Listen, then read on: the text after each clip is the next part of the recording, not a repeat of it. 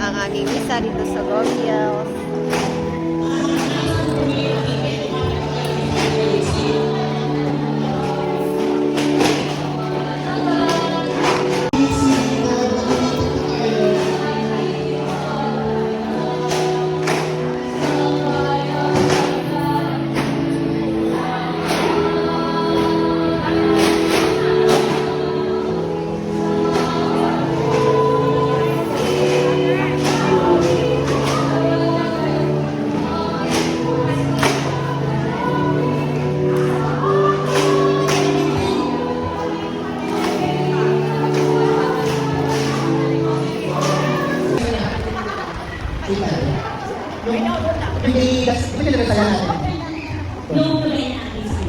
Tapos, detalye na lang natin kasi sa Thursday that week, meron din tayo pisa ng bayan at sa blessing for sa mga isa. Yung anointing, yung may mga alam ko kayo, mga